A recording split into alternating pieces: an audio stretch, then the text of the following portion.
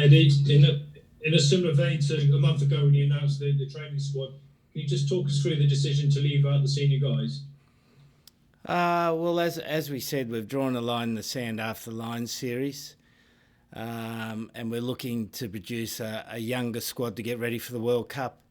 It doesn't mean those guys are out of the picture. You know, I've been pleased with the way they've responded at club level and spoken to them this morning, and they know where they stand. So at the moment we're running with this young but very good squad. They've been in pretty good form for their clubs. Were any of them close to forcing their way back into the squad? Yeah, well, we need consistency in that area, and they're all improving and doing well. So that's a very good sign. And Nick Dolly and Tommy Freeman are making their first appearances. Can you just talk us through what you've seen in them? Yeah, been impressed by both of those guys. Freeman over 2 seasons. You know, he's a big, strong, strapping lad. He's got good pace. He's got a good feel for the game. He can play fullback or wing. So I've been watching him for a couple of seasons. Dolly's just come into the premiership this year. He's an industrious player. Been very impressive for Leicester, and we feel like he can make the jump to Test rugby.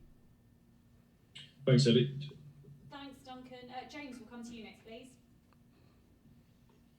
Eddie, there's 8 players who made their debut in the summer, 4 uncapped players. Does it almost feel like a New England squad you're building now? Well, I don't think it's a New England squad because there's a number of players, a number of good players remaining from the previous World Cup campaign, and they'll continue to be important. But what we've done is added some youth, some enthusiasm, and the opportunity for the squad to keep getting better. We know we have to keep improving, and we've got 5 campaigns to the World Cup, and this is the most important one because it's the next one. And so those young guys are going to add a lot to the squad. And the other question I wanted to ask was about Owen Farrell. He's been confirmed as the captain for this autumn. Was that an easy decision for you to come to? He's the best man for the job. Thanks, Eddie. Thank you, James. Will, we'll come to you, please. Will Kelleher. Hi, Eddie. Hope you're well. A couple of admin questions, if that's all right. A few injuries over the Premiership weekend. Luke Cowan-Dickey, Barrow Toji, Anthony Watson all went off. Do you have updates on how they are and if they're available to join up with you next week? Well, they'll all have scans over the next week, and we'll find out in due course, mate. Is someone like Jamie George on standby if Luke Cowan-Dickey isn't fit? We'll worry about that if that happens, mate. Okay. Just in terms of the candidates for number 8, now that Billy's not in the squad, how do you view the pecking order there? Well, this is a training squad for Jersey, from which then the Tongan 23 gets picked. So they're all in the mix. They've all got a chance to put their hand up in Jersey. Can you talk to us about the merits of guys like Alex Donbrandt and Sam Simmons, what you see in both of those guys? Well, they're different sort of players, as is Callum Chick. You know, Callum Chick's a more traditional gain line number 8, strong defender around the ruck. Simmons is a bit of a hybrid 7-8, but has been developing his game nicely, particularly in the defensive area. He's got great acceleration and good pace and power. I think his time with the Lions has put a few finishing touches on his game. And Don Brandt's more of a hybrid 8 come back, who's got great running skills in the open. He's worked really hard on his defensive game. I thought his defensive game against Sale a week ago was absolutely outstanding. So he's adding to his game. So it's great competition between those 3. Lastly, from me, England rugby fans will look at the presence of Marcus Smith in the squad and get excited about the way England can attack. Do you think he can inspire a new attacking way of playing for England? Well, first of all, he's got to get in the side, mate. That's the number 1 step, of which he's one of 34 players to get into 23. So if he does that, then there's an opportunity for him to add his own flavour and his own strength to the team. Thanks, Will. Julian, we'll come to you, please. Just following on from Mark about Marcus, I just wondered. You hear a lot of coaches say they like players to see things as they are and play it as it lays. Is that what you like from your fly half, or do you prefer them to be a bit more controlled? Well, I think the role of a 10 is to be the bus driver and the conductor. So he's got to create a route for the team. He's got to create a place for the team to go, and then be able to get the team to play to that beat. So it's a combination of being a team player and being an individual player. And every 10 I've coached is different. No 10's the same. So to say I like a team 10 to do this or that, I think is not a relevant question, mate. Fair enough. Thanks, Julian. James, we'll come to you next, please. Eddie, good afternoon, mate. Just following on from Will's question about housekeeping, could you just clarify for us what you see? There's a number of hybrid second row come blind sides that you've picked. You've picked Dr. Davidson as somebody capable of playing on both sides, and within the back, there's a number of hybrid players that can play. Oh, James, I think we've lost you there. I don't know if you can hear us. If you don't mind me saying so. Did you get that, Eddie, or do we need to re Well, I've got the hybrid bit. Yeah, we've got to name a squad. We can name up to 36 players. We've decided to go with 34 players.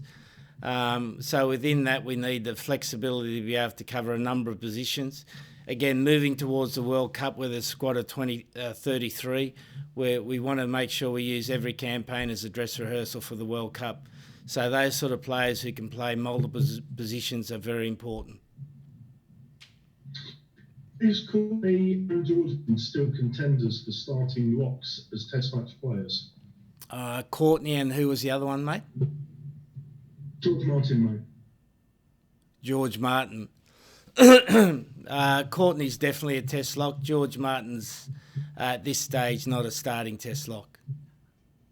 Thanks very much, mate. I know you can't hear me. Thank you. Matt Hardy, we'll come to you, please. Hi Eddie, how are you? Very Just a few really quick ones.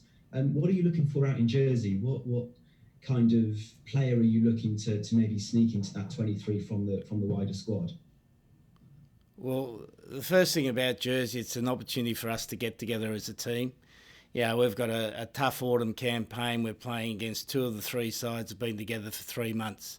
So one of the most important things for Jersey is finding some cohesion in the team, finding a game that suits the team. And then we're looking for players to select themselves, mate. You know, players select themselves. I don't select them, they select themselves. So players who are absolutely brilliant at the basics, who understand their role in the team, who understand their role to improve their teammates are the guys who are going to flourish. And you mentioned Australia and South Africa have been together for a few months. Are you worried about your Test match fitness as a squad? Are you worried about maybe being slightly lethargic, or do you think you're ready to take it to the three sides you play in the internationals? I find that a bit of a strange question, mate, to be honest. Lethargic. Why would an English team be lethargic? Just more so the lack of playing time together since the summer. Is that something you're worried about rather than, or are you just willing to attack those three sides? Well, I'm never worried about things I can't control, and I can only control the time that we have with the team, and the time that we have with the team we'll use really well. We've got a really good camp plan for Jersey. We'll maximise our training time. Then we've got a great week against Tonga, and we'll prepare well for Tonga, and then we'll worry about the other two sides after that, mate. Cheers, Eddie. Thank you. Good luck. Thanks, Matt. And we'll finish up with Simon and then Luke. Thank you. Simon, we'll come to you. Hi, Eddie. Just one from me. Just wanted to ask about Louis Liner at Harlequins. Obviously, been in training squads before. What's he got to do to make that next step to be in this 34, and how close was he to being in your squad? Yeah, look, I think he's done very well, mate. I spoke to him this morning. I won't share you the contents of the conversation because it's between myself and Lewis, and he knows what he needs to work on. He's a young guy. He's played, I think, 16 or 17 premiership games. He's right at the start of his career. He's done really well to get in the wider squad. He hasn't made this squad, but he's very close, and he just needs to keep improving. There's various areas of his game that he needs to tidy up a little bit. He understands that, and I'm sure he's going to do it, mate. Thanks, Eddie. Thanks. And Luke, we'll finish with you. Thanks. Thank you. Hi, Eddie. I had a question. On the weekend, we saw Henry Slade put in a particularly good, what's being called a 50-22 touch finder kick, which ended up having a big impact on the result. Specifically, that rule, how much is that affecting your thinking, or how much time are you spending thinking about that tweak to the rules this season? Well, I think what we're seeing so far is probably an average of one a game. But for every one a game, I think there's 60% of those lineouts then result in tries at the moment. So it's about having an attacking mindset, and that's one of the things we're looking for the team to have, a really aggressive attacking mindset, and that means attacking the space. So that will be part of what we look at. But again, if you look at the whole context of the game, it's only a small part of the game. And so, but England fans can get excited that you're going to be looking to play a more attacking game with more width. Is that fair to say? Well, they were your words, not mine, mate. We want to play really aggressively, mate, and we want to play to the strengths of the players. Thank you very much.